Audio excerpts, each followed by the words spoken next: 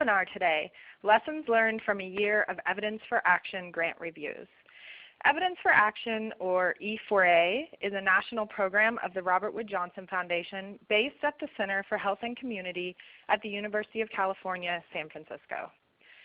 I am Erin Hagan, Deputy Director of Evidence for Action, and I'll be your moderator today. I'd also like to introduce our director and my co-presenter, Nancy Adler. Hi, this is Nancy Adler. I'm a professor of psychology and director of the Center for Health and Community at UCSF, as well as the E4A co-director. Thanks, Nancy. So I'm going to give us a quick overview of today's agenda, and then I'll turn it back to you to kick us off. So we know that participants on the webinar today are a mix of people who are familiar with the program and those of you who are learning about E4A for the first time. We want to spend our time today focusing on clearly describing the type of research that is a good fit for E4A, which means we won't be discussing some of the more logistical aspects of the program like submission or the review process and timeline, but this information is clearly explained in the call for proposals, and I want to encourage you to read the frequently asked questions on our website where we address these topics in detail. You're also welcome to contact us if you still have questions after reviewing these resources. So we'll start today by giving you a sense of how E4A fits into the broader RWJF vision of building a culture of health. Then we'll focus on describing the types of projects that are a good fit for the program, appropriate research designs and approaches, and the criteria used to evaluate letters of intent and full proposals. We also want to share examples of our current grantees because we think this is the best way to illustrate the kind of research that fits well with E4A. We do plan to reserve a good amount of time at the end of the webinar to address your questions. If you have questions during the presentation, please use the chat feature to ask them, and we'll get to as many as possible during the Q&A session. This presentation will also be archived on our website for future review. So we have a lot to cover. Let's get right into it. Nancy, can you start us off by giving everyone a bit of an insight into the role of E4A in achieving RWJF's culture of health vision? Sure. Thanks, Erin.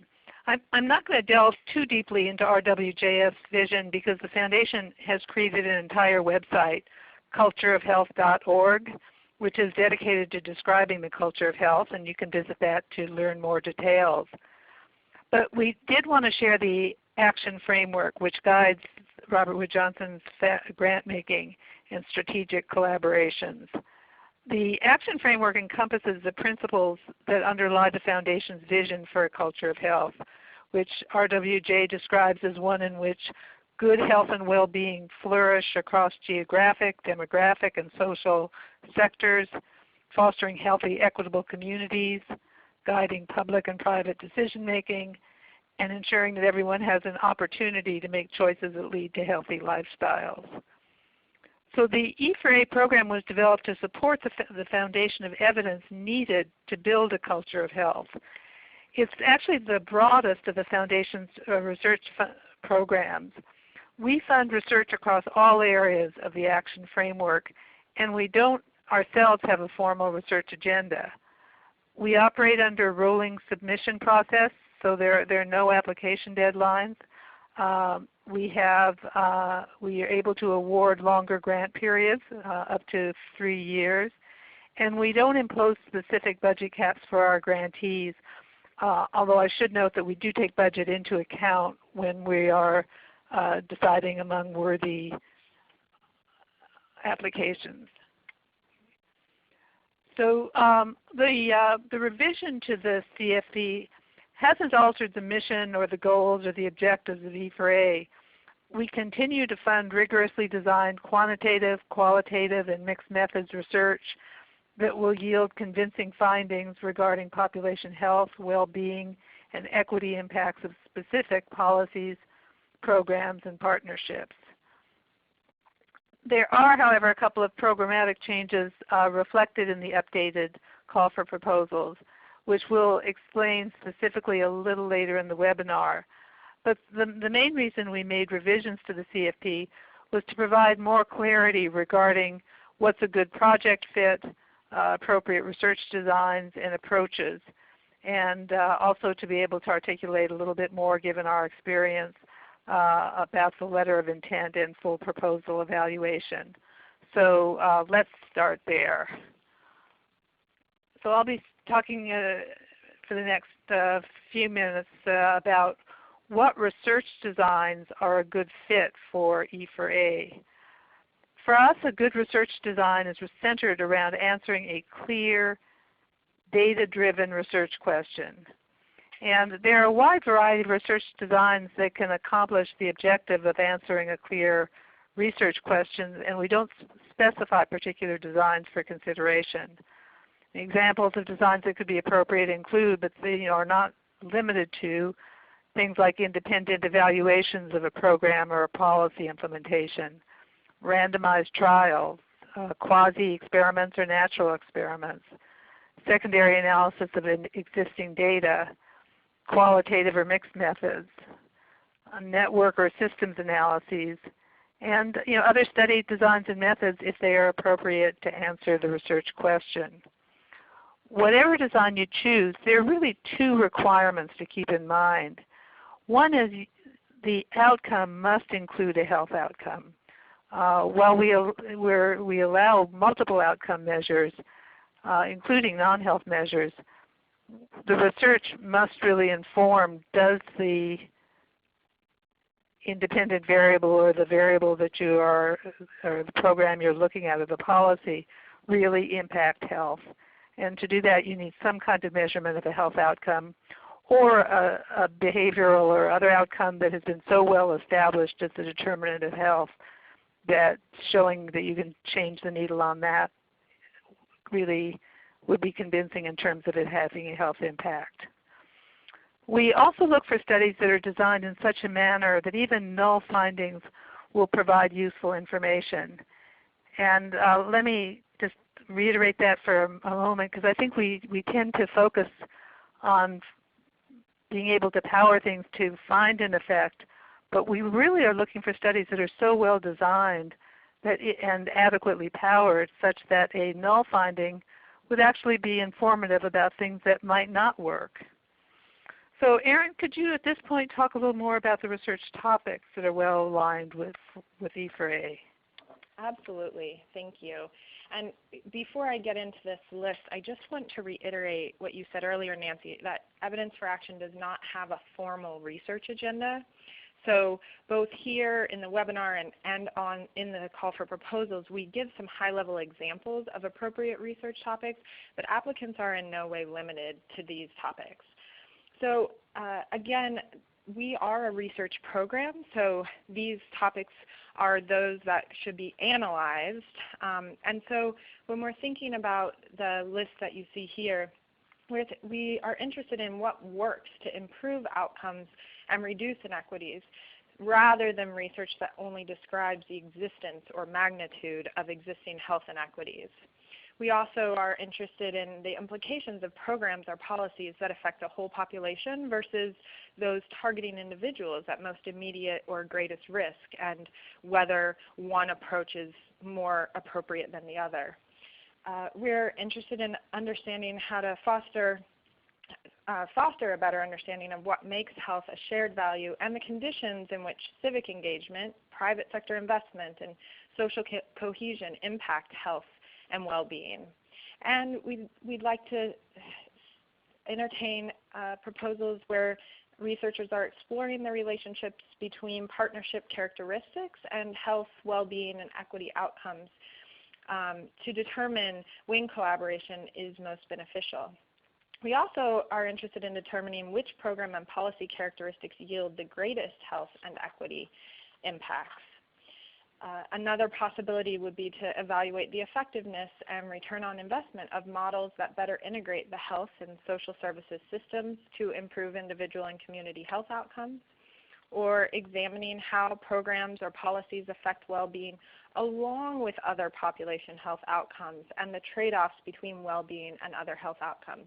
And this integration of well-being into how we think about population health is something that we've been thinking quite a bit about lately, and that's why you see the sort of requirement or encouragement to include well-being along with other population health outcomes. And we've written some about our thinking on this topic in other venues online, and might encourage our participants to read some of our thoughts on well-being.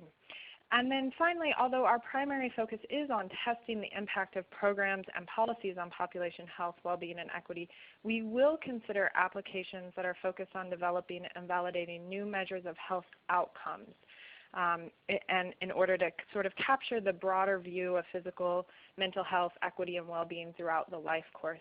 Again, focusing on developing and validating key measures of health outcomes. One of the other things we've sort of gotten more clarity about is research designs that are not a good fit for evidence for action. And so our last point about the measures of health outcomes is mirrored by the also, so we also are being more clear that we are not going to fund the development and validation of screening tools. So I just want to distinguish between the development of measure outcomes versus the development and validation of screening tools. We've also identified that we will not fund sort of early stage descriptive or exploratory science, literature reviews, needs assessments. This is a research funding program, so we also do not fund programmatic implementation or operations.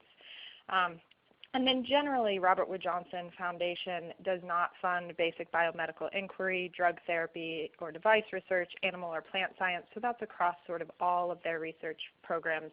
Those last three bullets you see here are something that the foundation is not investing financing in at this time. So this list is not an assessment of the importance of these kinds of research. It's really a determination regarding the type of research that will most likely yield the kind of results that are desired by or well aligned with the mission and goals of evidence for action. So now let me touch briefly on the actual changes that have been made in this revised call for proposals. So only two things have actually changed: the maximum project periods and applicant eligibility. So we now award grants for terms of up to 36 months. If you have recently submitted an application for a project for 30 months, which was our previous maximum duration, and you'd like to extend that project duration to 36 months, don't worry. You don't need to withdraw or resubmit your application. You can address this change during the full proposal phase if you advance to that stage. So this really shouldn't impact any currently submitted applications. And for those applicants in the future, if you think that you need 36 months to complete your research, you may apply for up to 3 years. Again, not a requirement of 36 months, just a ceiling on our grant durations. And then applicant eligibility across the foundation really has been expanded to include additional types of nonprofits as well as for-profit organizations. I want to be clear that our preference is still given to institutes of higher education, public entities, or 501c3s. And previously, other sorts of nonprofits and for-profit institutes were able to partner with a nonprofit lead. But what this change really means is that those organizations that are other nonprofits or for-profit entities are able to now serve as a lead organization to apply for our grants. The lead applicant must still be based in the U.S. or its territories, I should point out. So Nancy, let me turn it back to you now to talk a little bit about our selection criteria. Great, thanks, Erin. So the E4A program is a very competitive program. There's a lot of interest and a lot of good work going on out there, and we're getting a large number of letters of interest. We've actually received over 500 letters of interest, and about 10% of the LOIs are invited on to do the full proposal. So it's probably most helpful to you to have a clear understanding of our selection criteria in developing a competitive proposal. There are 6 specific criteria that we consider, but the overall issue to think about is whether the project is both addressing an important problem for the culture of health and a broad enough issue, and doing it in a way that will yield usable findings. So let me talk about specifically how the letters of intent are evaluated on these 6 components. In the context of E4A, rigor means that there's a clear, data-driven research question, that the study is designed in such a way that either a positive or null finding will provide useful information. And this usually requires the inclusion of an appropriate control or comparison group. We don't require that it be a randomized control trial, and not every study necessitates a control group, but they're often needed for making confident attributions that change is due to the exposure of interest and to the intervention being evaluated. The second consideration is actionability. And here we're evaluating whether the results of the study can be used to inform policies and decisions to build a culture of health. As mentioned earlier, we don't fund exploratory or descriptive science, and we don't fund studies that primarily serve as the foundation for future research. So if the goal is to say it will inform future research, we hope that at that point the applicant will come back to us when they've done that stage to actually do the research that will tell us whether what it is they're testing works and can be placed into action. The third criterion is relevance, and that means that the research aims, hypothesis, and study population are in alignment with the culture of health action framework and goals. And the study should also have the potential to address key knowledge gaps and contribute to the evidence base and scientific advancement. And as I highlighted earlier, it must include health outcome measures such as dimensions of physical and mental health or behaviors known to influence health. Finally, the feasibility of the study is based on whether the team is qualified to carry out the proposed research and the budget and project timeline are appropriate. So let's now turn to some of the examples of our current grants. And Erin, do you want to give us this overview? Yes, absolutely. So it's so exciting to see this list here of the grants that we've awarded over the last year. So far you can see there are 12 research projects, and 2 of them actually are starting tomorrow. I think this table does a really nice job of illustrating the wide range of topics, amounts, and durations that our grants cover. We've funded projects exploring the impact of financial security on health, smoking cessation, physical education policy, food insecurity, worksite wellness, water policy, gun culture, urban redevelopment, and other topics, as you can see. While you can't tell from the titles alone, these studies also employ a wide range of research designs, from secondary data analysis, some randomized controlled trials, natural experiments, development of new outcome measures, and other designs as well. As we've mentioned a few times now, we don't have an explicit range for allowable budget requests, and you can see by this table that we have funded budgets as small as $46,000 and as large as almost $500,000. In our decision-making process, though, as Nancy mentioned, we do weigh the amount of funding requested against the potential value of proposed research gains.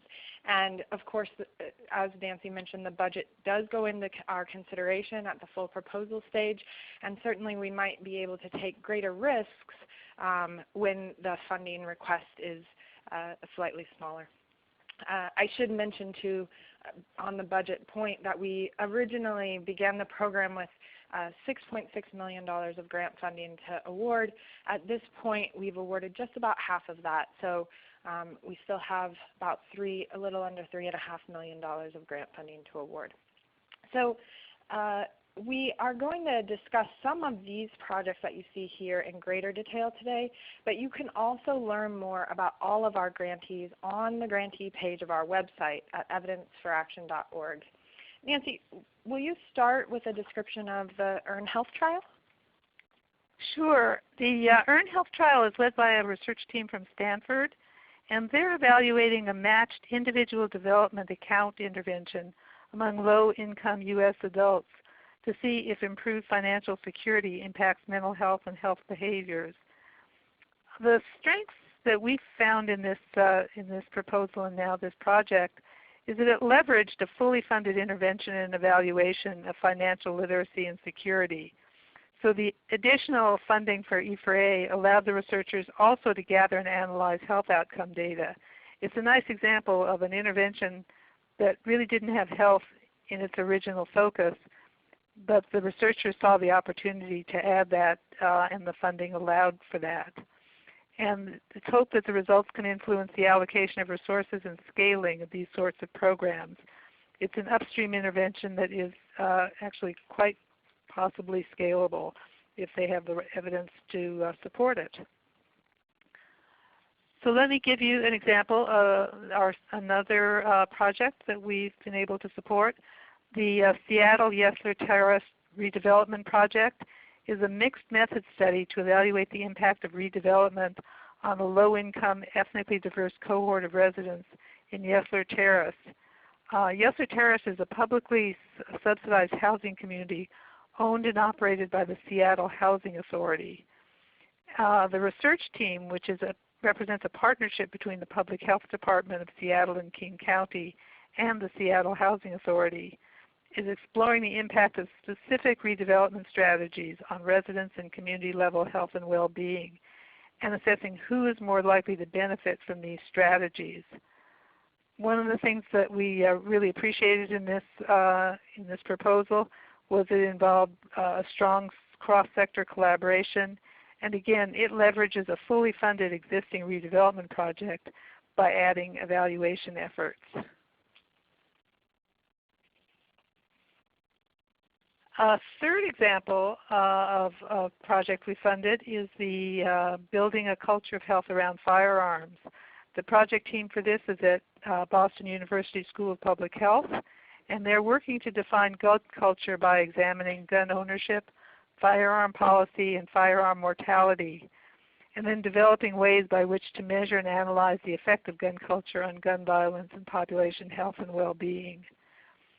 The strengths of this project are that it's a topic so very clearly and painfully of pressing importance, and there's a lack of other readily available funding sources for this kind of work. The results could have direct applicability to policy development, and it's a strong research team with a good track record of action-oriented deliverables resulting from prior research. So Erin, do you want to touch on the next few projects? Yeah, I'd be happy to. Thanks. So this next project is run by a research team at the University of California, Berkeley School of Public Health. They're conducting a qualitative study to assess the impact and potential unintended consequences of using litigation as a tool for enforcing compliance with minimum physical education requirements in school districts across California. Some of the strengths of this proposal is that they were responding to a time-sensitive opportunity, and the research team has substantial expertise in this topic, and they had existing relationships that would be needed to respond in this timely manner. This is a great example of an appropriate application of the qualitative methodology. We often get questions about whether or not qualitative approaches will be considered, and so I think this is a good example of that. The next project I want to touch on is a worksite health intervention in public schools project where the team is analyzing existing data to determine if locating a health clinic on site in schools improves teacher health, retention, and productivity, and whether this in turn impacts student academic performance. The research team itself is at the RAND Corporation, but the study is being conducted in Tennessee. Some of the strengths of this proposal is that they are examining the causal relationship between school-based clinics, teacher health, and student academic performance. And they also are able to include some other intermediate outcome measures like teacher productivity, job satisfaction, and retention. And we believe that the results could be generalizable to other sectors outside of the education sector. So the final project I want to touch on is the Multiple Chronic Conditions and Population Health Research Project. This team is based at the University of Wisconsin, and they're examining the use of multiple chronic conditions data as an indicator of individual and population health functioning and well-being. So they're assessing whether this data can be used to establish metrics that will assist in evaluating changing patterns in population health over time. So this is an example of the type of projects that we would fund in the outcome measure development category that we described earlier. Some of the strengths of the proposal are that the research could provide an outcome measure that will be useful across all areas of the Culture of Health Action Model, and it was a new and rigorous methodology being applied to this question. So although we've only described half of our grantees, I think these projects are relatively illustrative of the grantee cohort as a whole. And please do take time to visit the grantee page of our website and learn about the other projects that we funded so far. So I know that a main driver of participation today is being able to pose your questions and have us answer them, and I've seen a number of questions coming in on the chat so far. So let's go ahead and open it up for that portion of the webinar. If you haven't already, just a reminder to please type in your questions into the chat function, and we'll get to as many as possible. There were also a number of questions submitted during registration, and we're going to include those at this time as well. One caveat I want to make before we jump in is to keep in mind that we're not able to answer questions about specific applications at this time. But if you have questions about a proposal that you've already submitted or that you're planning on submitting in the future, you can contact us directly for a conversation after the webinar. So let me jump in with the first question, and Nancy, I'll kick it to you, and maybe you and I can just trade off responding. But the first question, and this came from was submitted during the registration process, is what would be the most successful partnership for nonprofit applicants? Should we partner with universities, government agencies, both? So why don't you take that one? Okay. Well, this is one where it really depends on the nature of the project and the question that's being posed, because the makeup of the research team really depends on the project and the design and the study population.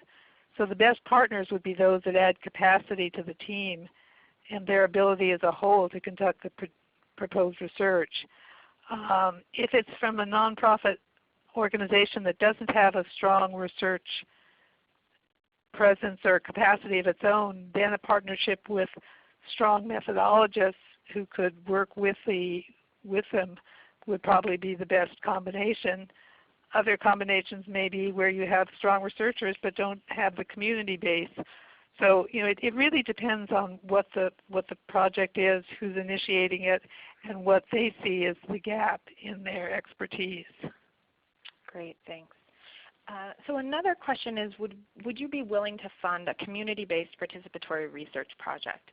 So yes, we are willing to fund CBPR projects, the caveat being that we would consider those projects that have already gone through that process of conducting a needs assessment, building relationships, prioritizing research questions, deciding where to focus. We know that CBPR is often a long and evolving process. We just don't fund the early stages of this process, but we do value community engaged and participatory research, and have seen some strong proposals from CBPR engagements that are a little bit farther along in the development of their research agenda. So Nancy, I'm going to kind of combine these next two questions. They're both about health outcomes, and the two participants are asking if we can sort of describe the definition of health outcome in a little more detail. So they have a couple specific questions. One is, are we referring strictly to physical health, or would we also include mental and behavioral health? And then there's sort of an example about, is healthcare utilization considered to be a health outcome measure? So if you could just kind of go into a little more detail around what the sorts of things that we would entertain as health outcomes. Well, we would entertain a well-reasoned argument for something being a health outcome. It can go beyond, and actually we'd love it. We love proposals that have a broad view of health that include physical health, mental health, and well-being. in terms of, does it have to include physical health? We would certainly look at proposals and value them if they have good mental health and well-being measures.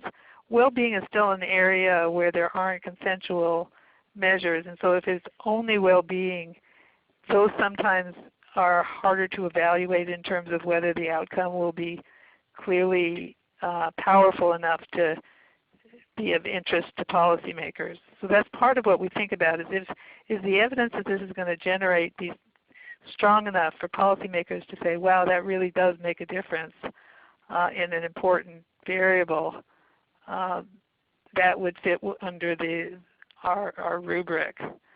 So it is a wide, and we debate this in terms of also utilization per se is not.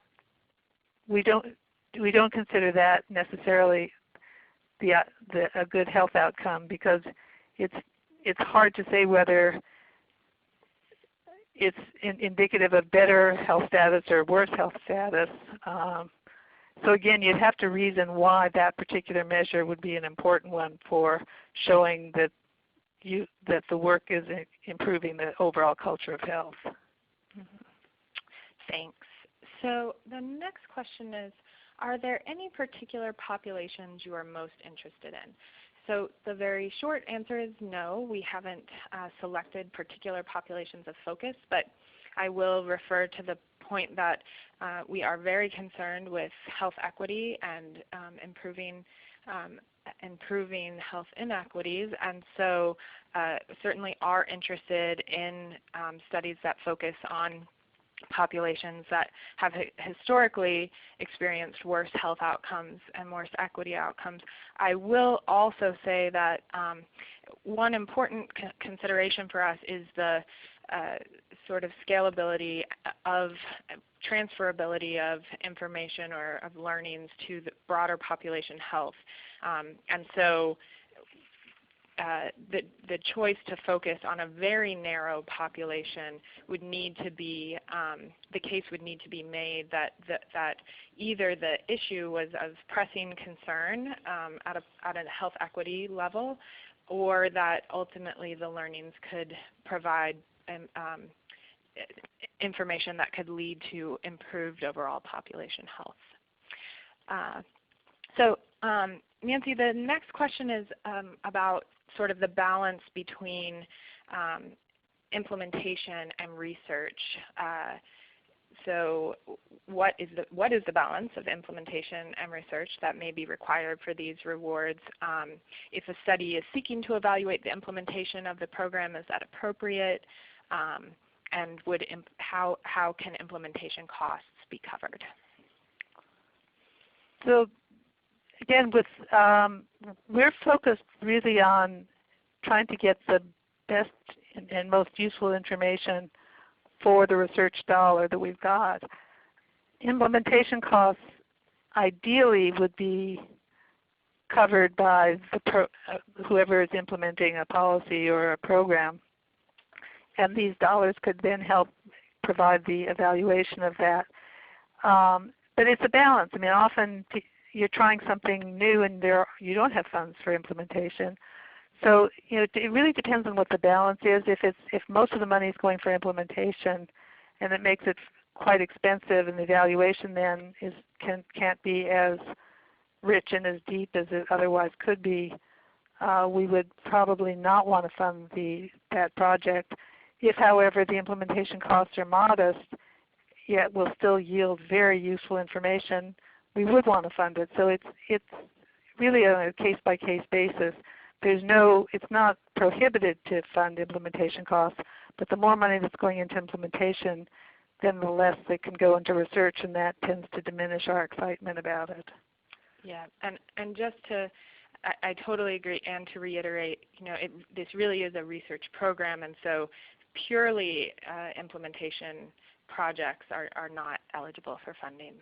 But I think Nancy, you did a good job of describing sort of the balance between when there is a clear research question associated with evaluating the implementation of a program or policy. So the next question is, do you ever pair potential research partners across geography?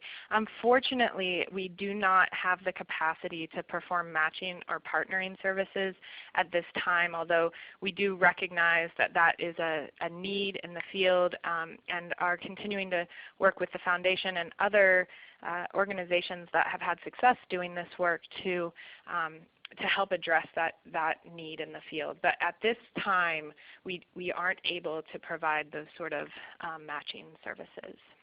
Erin, if I could extend that a little bit. This is an investigator-initiated award program, so we are really less able to try and help extend or mold or improve the projects, where it's really, and I will say it's an issue that is somewhat painful to us, because we will see good ideas and possibly could work better with a different partnership, but that's not our role to do that. So unfortunately, again, at this time we can't. We don't know if there will be a different model at any point, but we understand that need, and we're sorry that we can't fill it. Yeah, thank you. So Nancy, why don't you take this next question too? It's, does Evidence for Action fund efficacy versus effectiveness research? So for example, for a multi-component intervention that may be implemented at a broader system of care, would we fund that sort of process, or efficacy versus effectiveness studies? Yeah, we would be, I don't think we would have any qualms about efficacy, and both are important, and a well-designed efficacy trial can be very informative. So the answer is yes, we would do either. Great, thank you.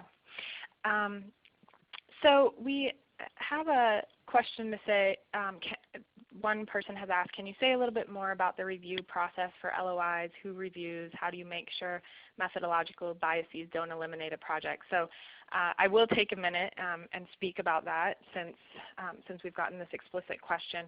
So when an LOI is submitted, it's screened at a very basic level to make sure that it's responsive, meaning is there a research question? Are applicants proposing research? So at the screening level, there's really no determination about the sort of value of the research question. It really is just, is this a proposal to do research? Then it is reviewed by sort of a subset of our review committee, and there are 7 people actually on the review committee for Evidence for Action, and so a subset reviews them, and then often those that are most promising at that point in time are discussed by the full review committee. The way that we are ensuring that methodological biases aren't eliminating a project at that stage is the fact that we do have 7 reviewers, most of whom have we all have sort of complementary backgrounds, but we bring different expertise to the table, and we have different experience in both our research and our practice histories. And so I am proud to say actually that I think that we've entertained a wide variety of methodologies.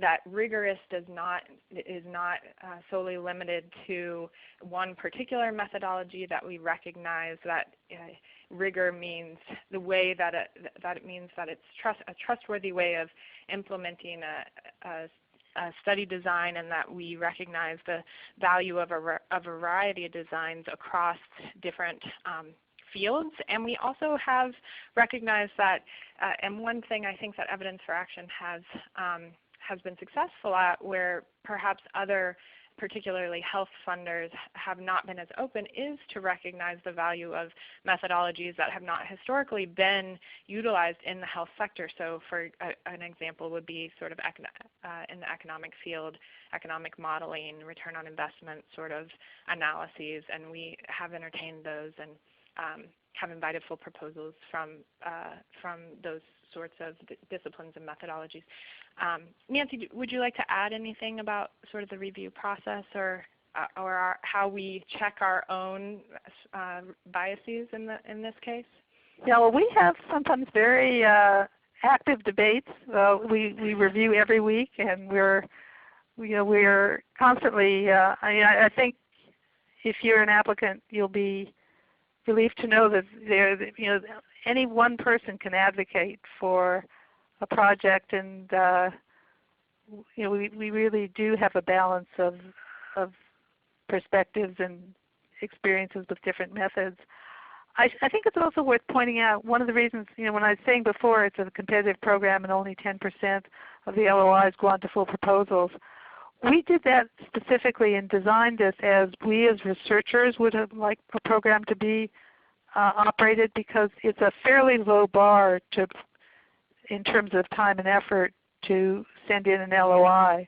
Because what we're really looking for is there a really good idea? Is there a reasonable plan for the research? And if there's enough there for us to say, gee, this is really worth doing. The methods are, we have some questions, but that can be answered in a full proposal. We'll pass it on for a full proposal and give, and that's where really most of the work gets put in. So at the LOI stage, what's really important is to give enough of an idea of the methods so that we as reviewers say, yeah, they really could answer this question, and it's an important question. And we are not particularly dogmatic about one type of method versus another. Yes, thank you for those additions. I saw there was kind of a follow-up question on this about the timeline for review. So it's about 6 to 8 weeks is the standard from when an LOI is submitted to when you would hear back from us. And we do notify all applicants one way or the other. So you are notified whether you are invited to submit a full proposal or your proposal is turned down. We are prohibited from providing proactive feedback on applications. So if you receive a turn down, there will not be an explanation of why your project was turned down. If you have explicit questions, would like specific feedback, you may reach out to the program office, to us at the program office to inquire for feedback. So the next question is, can we clarify what we mean by well-being in this case and how it differs from population health? So Nancy, I'll let you start us off on that. Oh dear. Well, as I was saying, this is actually something, again, that we've struggled with as a group. Well-being is really important. It's what people value, and it's there are groups that are working towards measures of well-being that at some point the field may converge on what's the kind of gold standard for measuring it. It's very difficult because there's really been a proliferation of measures. It depends on your theory. And that's why if well-being is the only outcome, it poses more problems for us. If you have a well-articulated theory and there's a validated measure, that will be somewhat stronger. But it's one of these, I think, areas where there's a lot of interest emerging, but we're still in transition. Erin, do you want to add to that? No, I agree with you. I think the distinction being that and to reiterate your point, that there are so many different measures of well-being, the foundation as a whole, and certainly Evidence for Action as a program has not landed on or kind of coalesced around this is specifically what well-being, how well-being is measured, or what it means. We're deferring at the moment to sort of the well-being field and the way that it's being discussed. But as you mentioned, Nancy, it's still a pretty wide open conversation. And the only thing I just would restate, which I mentioned before, is you and I have actually written a couple of different sort of posts about well-being, and along with our other leadership and team members here at Evidence for Action, about our early thinking around well-being, and those posts are available on our website as well, and so I would just encourage people to turn there for a little more of our thinking around well-being. So there are a couple questions about kind of following up on our distinction around outcome measures, developing new outcome measures versus sort of developing data systems or utilizing validated screening tools in research. So I'm going to combine these, and Nancy, maybe you can speak a little bit. So first of all, would we support the implementation of some sort of integrated data system that would allow other researchers to cull data from that system and develop sort of other methodologies, analytics related to social determinants? And then also, sort of similarly, are we open to considering designs that include participation in some sort of validated screening tool, using that validated screening tool for outcome measures?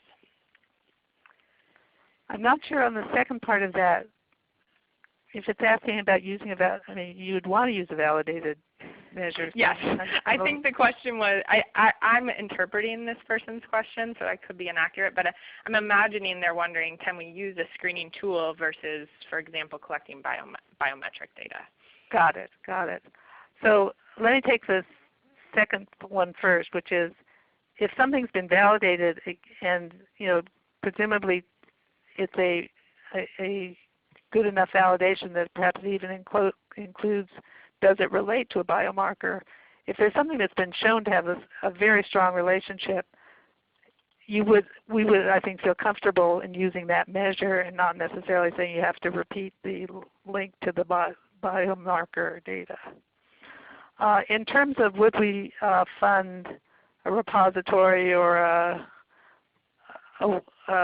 platform that would facilitate research, we would love for that to happen. It's beyond, again, that we really have a mandate for the kind of research that will inform policy and practice.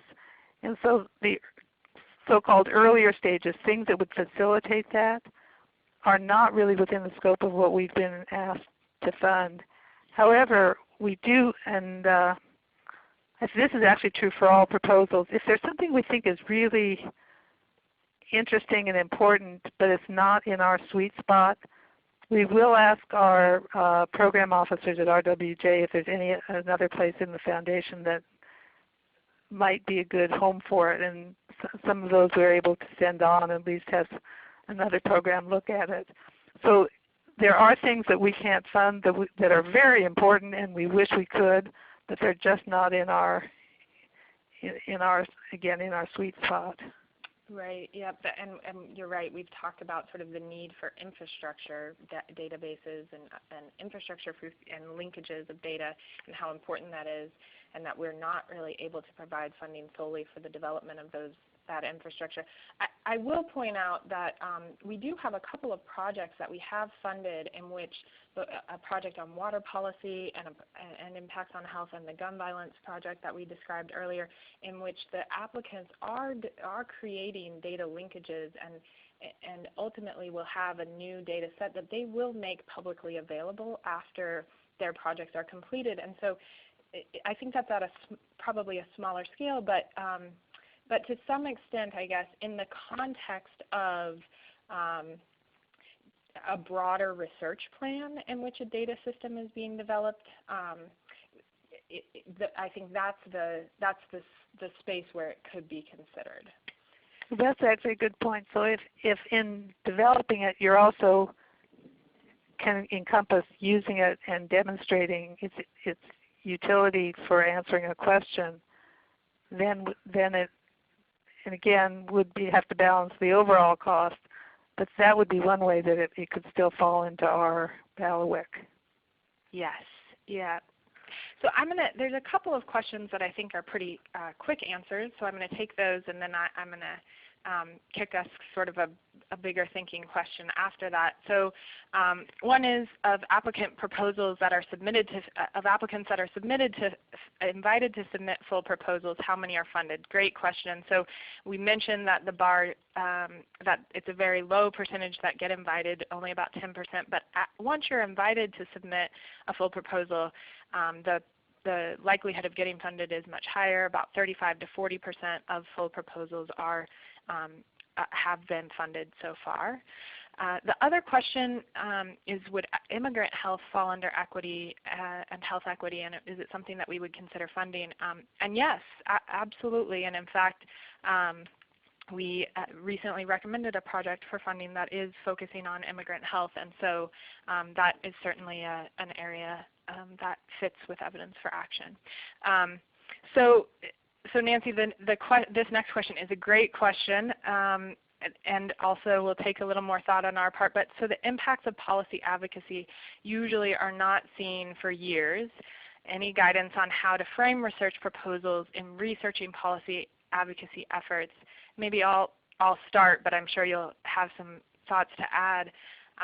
So I'll just start with some examples that we've seen so far, which is in the policy arena, what we've seen are people evaluating at the implementation stage. So evaluating the implementation of a policy that has been passed. The thing that is a little tough for us on the advocacy side, although of course that's important for getting a policy passed, is, as Nancy mentioned earlier, we are really tasked with looking at what works for improving health outcomes. And so assessing whether or not a policy is passed is not sufficient sort of for evidence for action. Robert Wood Johnson Foundation does fund other work that looks more broadly at policy advocacy and the process of getting a policy passed. So we kind of come in at the stage where the policy has been passed and is actually being implemented. So to the point of this person who's asking the question, where evidence for action is probably best suited for funding is 7 years into your process in which you've built your coalition, you've done your advocacy, you've gotten the policy passed, the rulemaking has been done, and now you're actually implementing. The last point I'll make, and then Nancy, if you would like to add something, is there has been in the action framework under the sort of area of making health a shared value, there has been talk, and we mentioned earlier, about how civic engagement could improve could improve social cohesion and potentially improve health outcomes. And so from that respect, I think that's an angle that could be considered around health and advocacy. So sort of this idea that organizing and participation in the governing process could improve people's health outcomes, and so that might be sort of in and of itself, irrespective of the policy specifically, but the process of advocacy and its impact on health might be an area to consider. Nancy, do you want to add to that question? Yeah, so I think there's another way to think about advocacy and how that might relate to this particular program, which is often when one is trying to advocate for a policy, there are questions that policymakers and others will inevitably come up with to say, well, but what about this possible consequence or this problem? Those are the kinds of research questions then that might be very appropriate for E4A, which is, can you get the data that will counter the opposition to the policy that one would like to see invoked? So I think there are different points at which policy and policy advocacy intersect with research, and it's really the research questions that get generated are the ones that we'd be most interested in trying to support. Great. Yeah, thank you. Okay, so the next question is, are comparative effectiveness studies appropriate for this grant program, or do you prefer active intervention versus control designs? Nancy, do you want to respond? Well, we haven't dealt with that yet, so I don't think we have a policy one way or the other.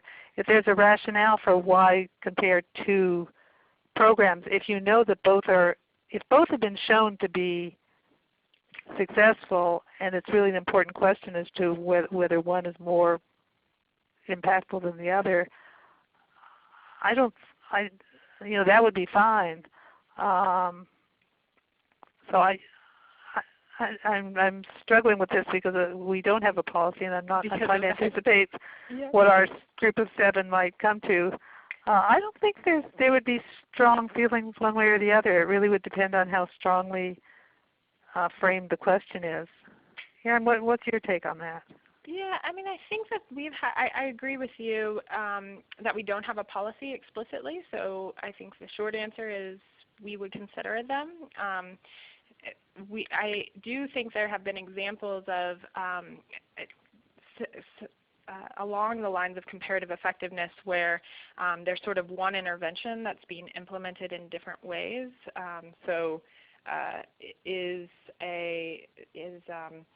An example would be delivery of educational information independently, or compared to delivery of educational information plus a counseling session more effective in improving health outcomes. So I think from that respect, certainly comparative effectiveness could be considered. And one of the things that we have, I think, expressed some interest in but haven't seen a lot of proposals for yet are sort of for these big multifaceted or multi-component interventions, sort of being able to suss out, are there particular pieces of that intervention that are really the essential components, and attribute effectiveness to certain components of a multi-component intervention. So I think if you would think about comparative effectiveness in that way, that could be something that would be considered. And let me just underline one other thing. This is why we also have the relatively low bar of a 2-page letter of intent, because if you get a proposal that then has a comparative effectiveness plan, that will create a policy for us, at least around that particular application. So I would say, if that's what you're thinking about, go ahead and put in a letter of intent. Yeah, absolutely. So I know that we have way more questions than we're going to be able to get to. I think I'll give us one last question. I saw that there were a number of questions asking for more detail about the health outcome measures that are associated with our grants. Again, if you go to our website, in the About Us section, there is a page just for the grantees where there are detailed summaries of each of our grants. And there's more information about the outcome measures that they're evaluating there. There, again, a number of questions we're not going to be able to get to today.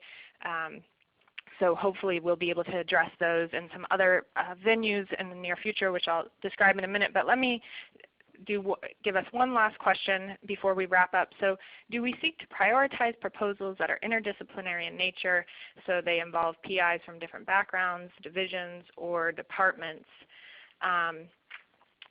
So Nancy, do you want to take our last question? My answer is those make us very happy, and we do think that having the perspective of multiple disciplines is really helpful. We don't set a priority per se on that because we think it should be reflected in the strength of the work. So it does not have to be interdisciplinary, but it's rare to have a single discipline that can answer the kinds of questions that we're hoping to have answered. Yep, I agree. So as I mentioned, we're drawing to close on our time. If we weren't able to respond to your question today, I actually encourage you to join us for some live Twitter events that we're hosting in the next couple of days. We'll give you information here in a minute. You can also check out the frequently asked questions section of our website. And of course you can contact us directly, so let me give you that now, our contact information. There are all sorts of ways to get in touch with us. Our website is the first and best place for information.